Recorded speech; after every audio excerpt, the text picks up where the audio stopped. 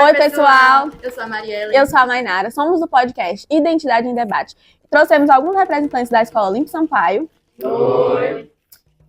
E hoje vamos falar sobre a música afro-brasileira, a sua importância e também sobre o racismo estrutural. Se tem uma coisa que define o Brasil, é a batida do tambor, é o funk, é a nossa cultura. E a música afro-brasileira, ela está em tudo que a gente vive. E é sobre isso que vamos conversar hoje. Sobre música, cultura, resistência e transformação.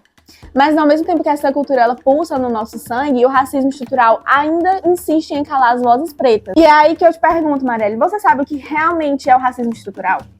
Bom, o racismo estrutural, ele é inserido nas nossas vidas, né? Quando a gente mesmo não percebe. A gente já nasce e já conhece o racismo. Ele é inserido em nossas vidas invisível. Então, o racismo estrutural, ele é dessa maneira. Ele invade as nossas vidas e nos torna racistas e preconceituosos sem que a gente perceba. Estamos aqui com a Sara e o Halisson. Eu vou deixar uma pergunta para vocês, Sara.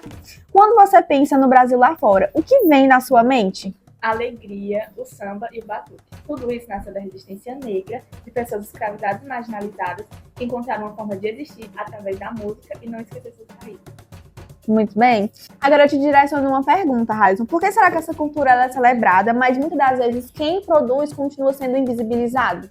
Porque muitas pessoas marginalizam esse tipo de cultura e acabam deixando de lado, esquecendo da cultura em si, lembrando só em um dia específico.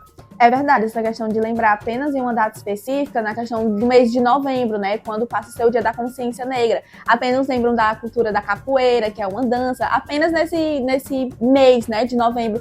No resto do ano, né, sempre é esquecido. E isso é muito importante frisar essa questão, porque a gente tem que sempre inspirar e incentivar, né, essas pessoas que gostam dessa cultura todos os dias do ano, não apenas em um dia específico ou até mesmo no mês específico, que é o mês de novembro. Aqui nós trouxemos o nosso professor Patrício, o aluno Darwin, para nós continuarmos com nossas perguntas. O racismo estrutural, ele está presente tanto na mídia como na vida social das pessoas.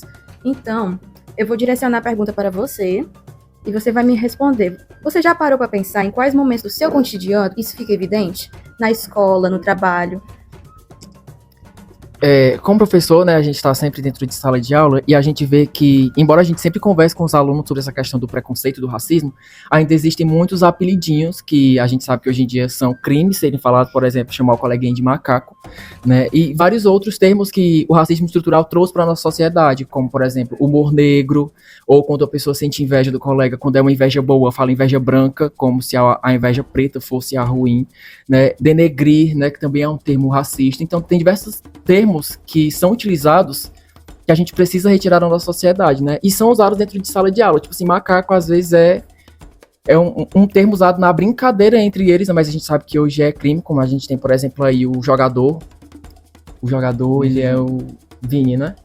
Que foi chamado de macaco no meio do campo. Inclusive, se eu não me engano, foi ele que jogaram uma casca de banana no meio do campo, né? Então vocês veem, os meninos que assistem jogo veem isso, veem o quanto é errado e às vezes reproduzem dentro de sala de aula, né? Então é algo que a gente precisa retirar mesmo de dentro das turmas. Principalmente a questão também das brincadeiras, chamar o outro de preto. E é muito recorrente isso nas escolas e a gente tem que tentar inibir, né? A gente tem que tentar acabar cada dia que passa, porque isso está se tornando, é uma coisa que está se tornando repetitivo e é uma coisa que é sempre falada, é sempre pautada, mas mesmo assim continua ainda existindo, né? Que não é uma coisa em pleno 2025, não era nem para existir mais, mas mesmo assim ainda está inserido aí no nosso cotidiano. E até mesmo a questão da forma da gente consumir a música, não é mesmo? Inclusive, né, você falando da música, tem algumas músicas que são consideradas feias por serem africanas, e tem até os instrumentos de percussão que são utilizados nas religiões africanas, inclusive.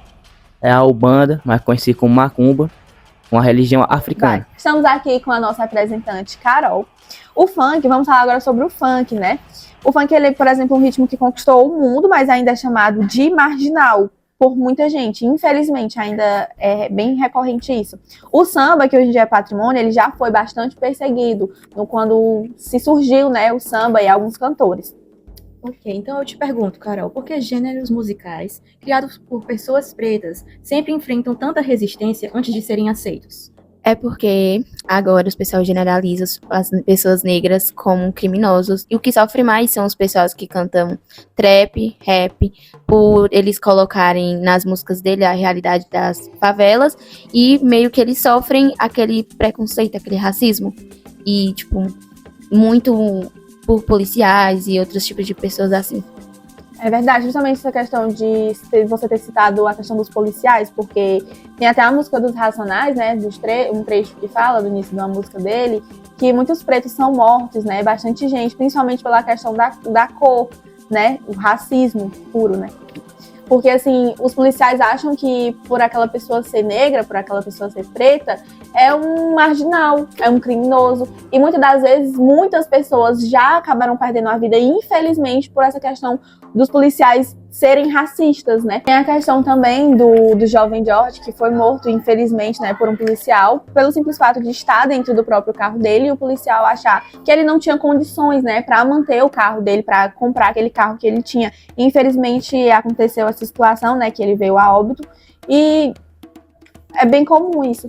Isso me lembra muito o caso que aconteceu aqui perto, em Fortaleza, de uma advogada que sofreu racismo dentro do shopping, por ser negra. Mas a boa notícia, gente, é que dá pra gente transformar essa realidade.